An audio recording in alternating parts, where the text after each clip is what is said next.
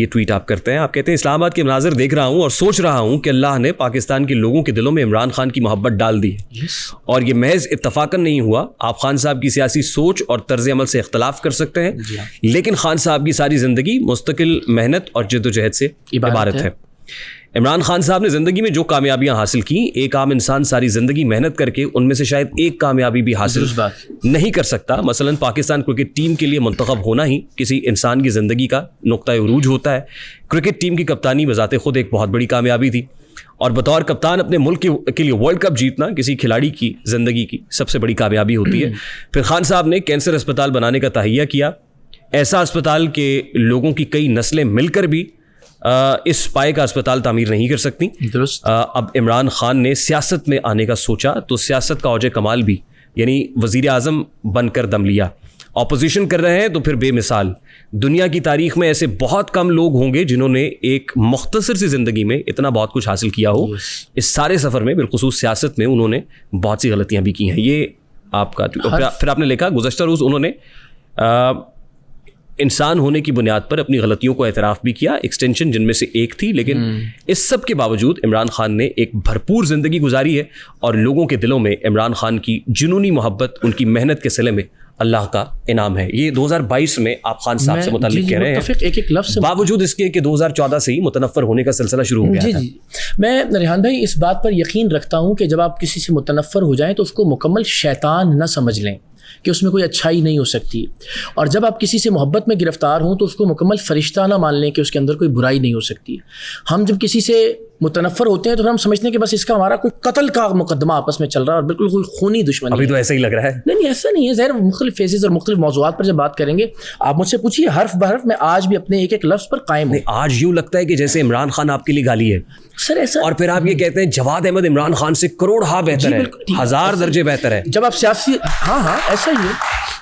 سیاسی اور نظریاتی اور ذاتی زندگی میں گنوا سکتا ہوں بہت ساری چیزیں, مگر یہ تو نہیں میں نے کہا کہ وہ بالکل کوڑے کا ڈھیر ہے خدا نہ خواستہ عمران خان صاحب. ان کی اچیومنٹس, ان کی کامیابیاں. نہیں, کوئی ایسی ٹویٹس آپ کی جواد احمد صاحب کے بارے میں بھی ہیں جس میں آپ نے ان کی تعریفوں میں زمین و آسمان کے گلابے ملائے؟ میں نے تو ابھی ریسنٹلی بہت ساری باتیں کی, اور اس میں اگین میں آپ کو ایک بات گنوا دیتا ہوں اگر آپ کو اس سے اختلاف ہو تو بتا دیجیے. آج آپ کو جواد احمد عمران خان سے 1000 درجے بہتر نظر آ رہا ہے. اس کی کیا وجہ ہے؟ اس کی وجہ میں نے آپ سے کہا کہ وہ ذاتی زندگی ہو, وہ سیاسی معاملات ہوں اور نظریاتی معاملات ہوں. مجھے میں لگتا ہے, یعنی مثال دے دیتا ہوں میں آپ کو.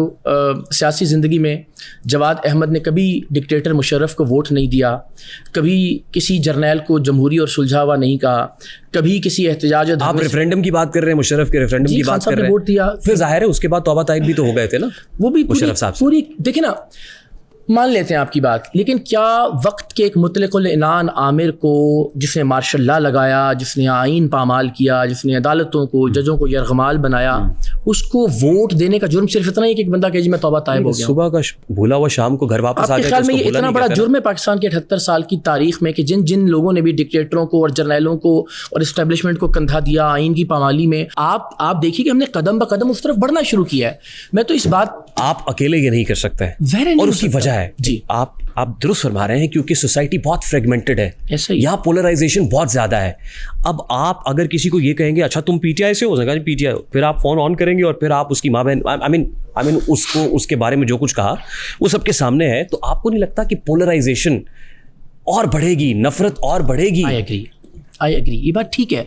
ممکن ہے کہ یہ اس واقعے سے ظاہر ہے میں نے بہت ساری اپنی آنے والی زندگی کے لیے چیزیں سیکھی ہوں, لیکن اس لمحے میں نے جو کیا اور اس وقت میں جو سوچ رہا تھا وہ میں نے بیان ہی آپ کے سامنے رکھا کہ کوئی بھی ایک عام آدمی ہوتا اور ایسی سچویشن ہوتی, اور پھر وہ عام آدمی جو 14 برس تک اسی روپ میں رہا ہے. اگر آپ تھوڑا سا میری جگہ پہ آ کے ذرا سوچیے گا آپ ایک منٹ کے لیے. نہیں, لیکن میں تو وہ اقرار الحسن دیکھتا ہوں نا جو تقریر کے اندر ڈیکلیمیشن کے اندر بھی یہ کہتا ہے کہ محمد عربی کو طائف کے بازاروں میں پتھروں سے لہو لہان کیا جاتا ہے, فرشتے آتے ہیں وہ کہتے ہیں کہ دونوں پہاڑ ملا دیں, آپ کہتے ہیں نہیں ہو سکتا آنے والے بہتر ہو.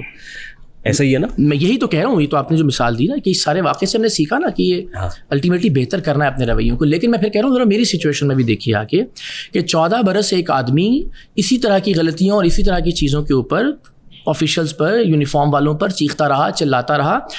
آپ نے کہا کیا بات ہے, بہت دلیر آدمی ہے یار, زندہ باد. رولز ہیو بین چینجڈ نا, رولز اب بدل گئے ہیں نا. نہیں بدلے نا حضور. میں پھر میں کیوں وضاحت نہیں کر پا رہا ہوں آپ کی. بالکل ویسے ہی جیسے سر سید احمد خان نے بھی صحافی ہوتے ہوئے علی گڑھ تحریک چلائی تھی, جیسے مولانا ظفر علی خان نے صحافی ہوتے ہوئے پاکستان تحریک میں کردار ادا کیا تھا, آپ میں ہم کیوں صحافی یا لکھاری ہوتے ہوئے کوئی ایسی فکری شعوری اور نظریاتی بات نہیں کر سکتے کہ پاکستان کے لوگ اپنی ایک جماعت بنائیں, اس میں میرٹ ہو, اس میں جمہوریت ہو, مڈل کلاس لوگ آگے آئیں, عام لوگ آگے آئیں. اس تحریک میں کیوں آپ کو ایک سیاستدان یا ایک لیڈر یا ووٹ یہ کیوں چیزیں دکھائی دیتی ہیں؟ لوگوں کے دلوں میں گھر کریں, لوگوں کو گلے سے لگائیں, متفق, پیار دے لوگوں, آئی اگری. لیکن انسان مشین نہیں ہوتا, پیار مانگتی ہے نا. درست بات. تو آپ کہہ دیں کہ غلطی ہوئی ہے, غلطی نہیں, ایسا نہیں ہوتا. غلطی سے مراد یہ ہے کہ میں نے دانستاً کوئی ایسی چیز کی ہو اور جانتے بوجھتے ہوئے. میں صرف ایک جو میں اس میں ایڈ کر سکتا ہوں وہ یہ کہ میں کوئی مشین نہیں ہوں کہ 14 سال ایک کام کیا اسی ایئرپورٹ پر چند مہینے پہلے شاید, ہاں وہ ایک ویڈیو پہلے بھی اور تب تو کسی نے نہیں کہا کہ یونیفارم والے کے سامنے جو ہے نا وہ نہیں چیخنا چلانا. توقعات آپ سے بہت بڑھ گئی ہیں. درست بات.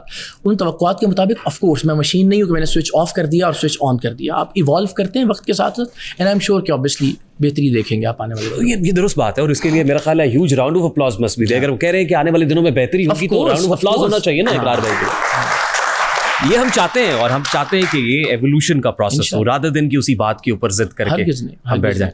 اچھا اب مجھے یہ بتائیں نا اقرار الحسن صاحب کہ آپ کیا ایسا انوکھا کر رہا ہے جو آج سے پہلے پاکستان میں نہیں ہوا؟ جزاک اللہ, تھینک یو سو مچ. یہ بس میری درخواست ہوگی کہ مجھے تھوڑا سا وقت ضرور اس پہ دیجیے گا. جی. آج سے پہلے پاکستان میں یہ نہیں ہوا کہ کسی بھی شخص نے کوئی جماعت کھڑی کرنے کی بات کی ہو, کوئی تحریک چلائی ہو اور اس نے کہا ہو کہ میں منصب پر نہیں آؤں گا. ہر کوئی 78 سال میں آیا, اس نے کہا مجھے ووٹ دیں, میں یہ کر کے دکھاؤں گا, مجھے وزیر اعظم بنائے, میں انقلاب لے کر آؤں گا, مجھے رہنما اور رہبر اور I respectfully disagree with this. جی مجھے اختلاف کہا کیا ہو سکتا ہے میرے سیکھنے کے لیے بھی. دیکھیے ایک تحریک پاکستان میں اٹھی تھی خاکسار تحریک کے نام سے, علامہ مشرقی کی تحریک تھی, اور علامہ مشرقی جس طریقے سے لیڈ کر رہے تھے انہوں نے تو یہ بات نہیں کی تھی کہ مجھے آپ وزیر اعظم بنا دیں. وہ ایک موومنٹ تھی خاکسار تحریک. میں تو بہت انسپائرڈ ہوں. اور کیا کیا کیا مقاصد اس کے تھے لوگوں کے لیے؟ اس میں ایک بہت پاپولر نعرہ تھا کہ بیلچہ لے کے نکلتے تھے لوگ خاکی یونیفارمز کے اندر, بیلچے والے, اور وہ یہ نعرہ لگاتے تھے کہ ہمیں روٹی نہیں اقتدار چاہیے. بالکل ٹھیک ہے. اور مشرقی صاحب کے پاس اس تحریک کا کوئی عہدہ نہیں تھا. نہیں ہوتا نہیں تھا نا, نیچرلی وہ تو اس تحریک کو لیڈ کر رہے تھے, سرپرست تھے اس موومنٹ کے, جیسے آپ ہیں. اچھی بات, میری اصلاح ہوئی, بالکل ٹھیک ہے. لیکن میں گزارش کر رہا ہوں کہ بنیادی طور پر پاکستان کے 78 سال میں, چلیے شاید 100 میں سے ایک مثال 2 ہوں گی, شاید 4 اور بھی ہوں گی, لیکن بطور مجموعی یہی کہا جاتا رہا کہ مجھے آپ لے کر آئیے اور میں پھر ملک کی تقدیر بدلوں گا. یعنی ہم نے ہمیشہ شخصیت پرستی کو الٹیمیٹلی فروغ دیا, اور پھر اسی شخصیت پرستی سے موروثیت نے جنم لیا. بیکاز جو ہم شخصیت کو مقدس مانتے ہیں اس کے بہنوں کو, بھائیوں کو, بیٹوں کو, بچوں کو بھی مقدس جاننا اور ماننا شروع کر دیتے ہیں. تو میرا بس صرف یہ درخواست ہے کہ جیسے دنیا بھر کی سیاسی جماعتوں کے اپنے اندر ڈیموکریسی, ان کے اپنے اندر میرٹ کا ایک سسٹم ہوتا ہے, کیوں پاکستان میں ایک ایسی جماعت تشکیل نہیں پا سکتی, یا آج اس کی ضرورت ہے کہ جو پبلک یا لوگوں کی ملکیت ہو, عام لوگ. اور نہیں تو ایسی جماعت ہے نا آلریڈی, جماعت اسلامی کی مثال موجود ہے. جماعت اسلامی کا ایک چیلنج, اور وہ چیلنج یہ کہ لوگوں کو یہ لگتا ہے کہ وہ شاید ایک مکتبہ, درست ہے یا غلط پر بات میں کرتے ہیں, لوگوں کا پرسیپشن یہ ہے کہ شاید وہ ایک مکتبہ فکر کے ایک نقطۂ نظر کو ریپرزینٹ کرنے والی جماعت ہے. یعنی بہت سارے لوگ یہ سمجھتے ہیں کہ وہ صرف مولانا مودودی صاحب کے فالوورز کی جماعت ہے. اس چھوٹے سے پرسیپشن کے باوجود چونکہ وہ ایک ادارہ ہے, سراج الحق جیسا غریب آدمی بھی امیر جماعت بن جاتا ہے, حافظ نعیم جیسا مڈل کلاس بھی امیر جماعت بن جاتا ہے, لیکن پھر وہی پرسیپشن وہی ہے کہ ایک آدمی یا ایک شخصیت کے فالوورز کی جماعت ہے.